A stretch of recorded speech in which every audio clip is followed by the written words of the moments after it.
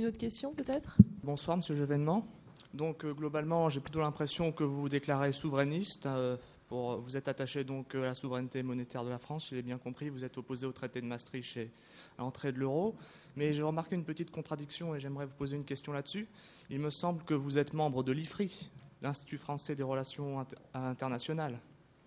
Et donc ce groupe de réflexion est tout de même très marqué pro-européen et en faveur en général d'une centralisation vers une gouvernance mondiale.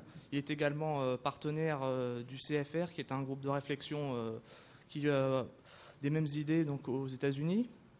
Il me semble que vous êtes membre du siècle, le club très sélect qui rassemble les élites politiques et financières françaises. Et il me semble aussi que vous avez participé à 2 réunions du groupe Bilderberg, ce groupe de réflexion qui est presque pas connu du grand public. Donc ma question c'est, en sachant que vous vous déclarez souverainiste, qu'est-ce que vous faites là-bas et qu'est-ce qui se passe dans ces réunions ? Alors, je vais d'abord vous détromper. Je ne me suis jamais dit souverainiste. Dans la presse, vous trouverez des articles qui me qualifient de souverainiste. Mais là, je vous fais la même observation que j'ai fait à ces demoiselles. Tout ce que vous pouvez lire n'est pas parole d'évangile. Évitez de répéter des mensonges qui, à force d'être répétés, ne deviennent pas pour autant des vérités. Mais je suis pour la souveraineté nationale. Ça, c'est vrai. Parce que c'est l'envers de la démocratie. Et que je suis un républicain. Et je me déclare toujours républicain. Et par conséquent, je suis partisan de la souveraineté nationale, mais je n'en ai pas une conception étroite.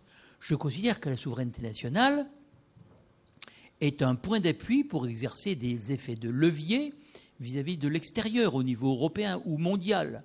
Je pense que c'est parce que la France existe qu'elle peut jouer un certain rôle en Europe et dans le monde.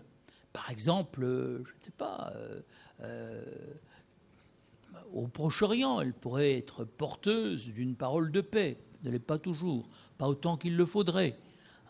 Mais enfin, elle a une certaine orientation qui va plutôt dans le bon sens.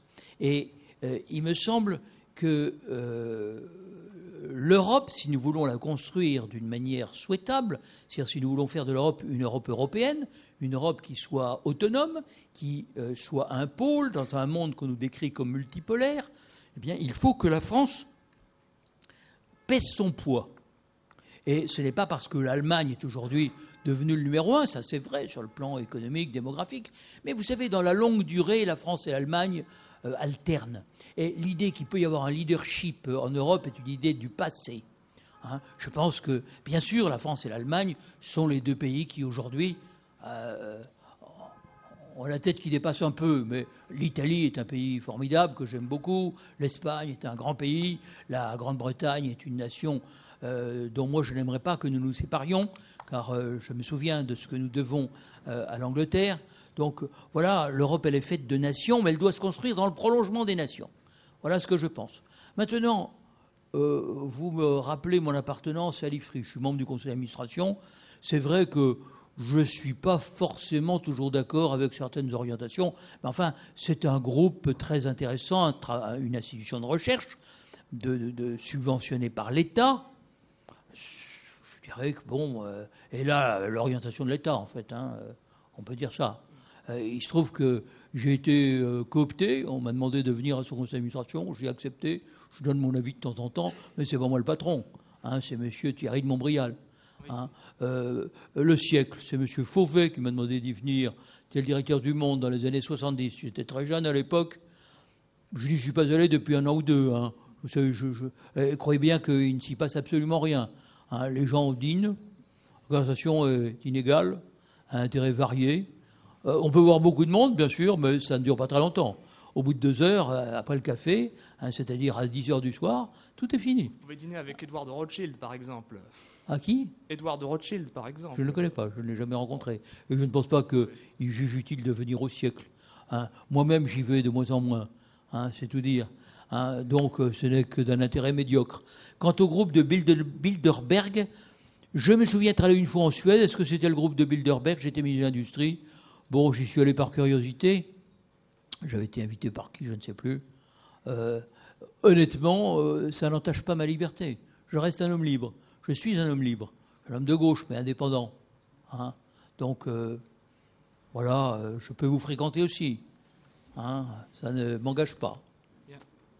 Encore que vous soyez très engageant. Hein. Bon, j'aurais bien aimé savoir un peu ce qui se passe dans ces réunions qui ne sont pas médiatisées. Donc, comme vous avez eu l'occasion d'y aller... Oh, il se passe à peu près rien. Vous entendez un topo d'un type plus ou moins inspiré, et puis il y a quelques questions de la salle, et puis il y a un déjeuner, on lève un verre à la reine, hein, et puis quand on est en Angleterre, hein, et puis voilà.